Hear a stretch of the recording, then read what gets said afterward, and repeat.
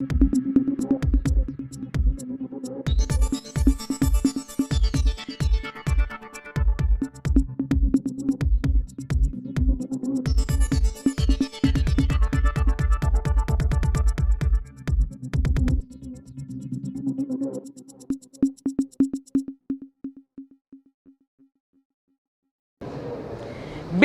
एक हफ्ते के बाद, मैं आपको तारीख देती हूँ, बिल्कुल एक हफ्ते के बाद 16 फरवरी को जो 3 साल से स्टे लेके रोक लगा के बैठे थे हाईकोर्ट में, वो पूर्णेश मोदी हाईकोर्ट जाते हैं और कहते हैं कि मेरे कोर्ट केस को जो स्टे लगाया हुआ है, रोक लगाई है, वो रोक उठा लो।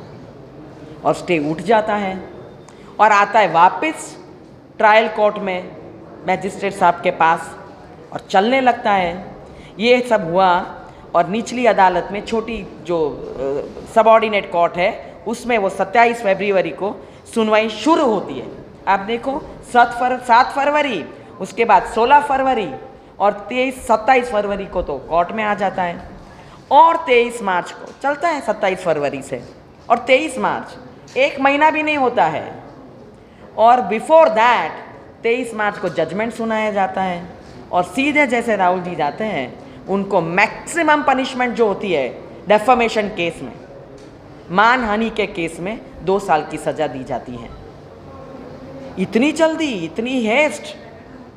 तो आपने जो संसद में जवाब मांगा, आपने तो केस चलाया तो नहीं, जजमेंट भी आ गया, पर इससे त्वरित वो जजमेंट, मैंने डेफमेशन के केस में 170 पेजेस का डेफमेशन का जजमेंट गुजराती में वो आ गया स्पीकर साहब के पास।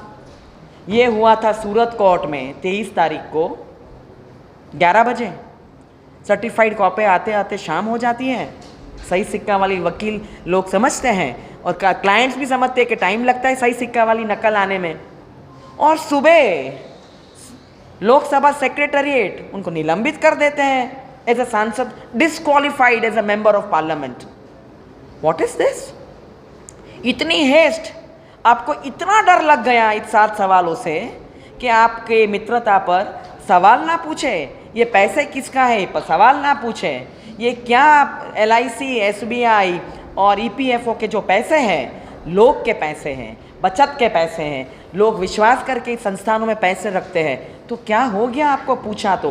और ये कौन सा रिश्ता है कि आप ऐसे मित्र को बचा रहे हो।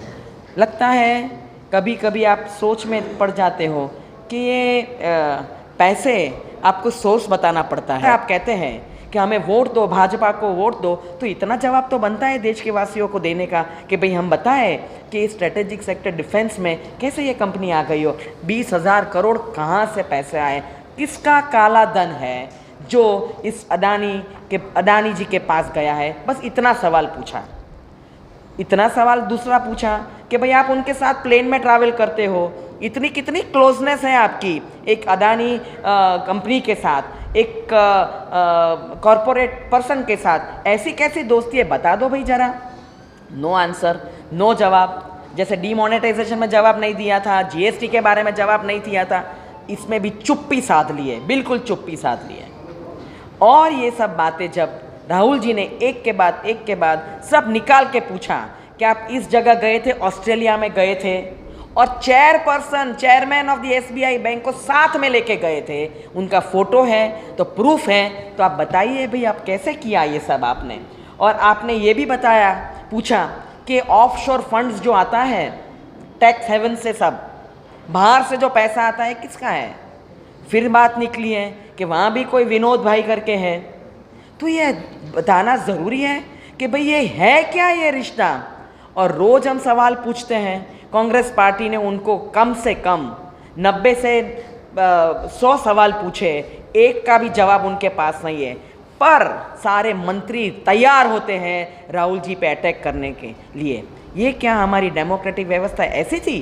17 साल से जो सींच के ये नेहरू जी ने इंस्टीट्यूशंस बना के हर जगह, ये इंस्टीट्यूशंस इसलिए बनाए थे कि आप उसको वीक कर दो। हमारी जो IIT IIMs बनी है, एम्स बने हैं, सारे व्यवस्थाएं थी तो इस 70 साल में हम कहाँ से कहाँ पहुँच गए।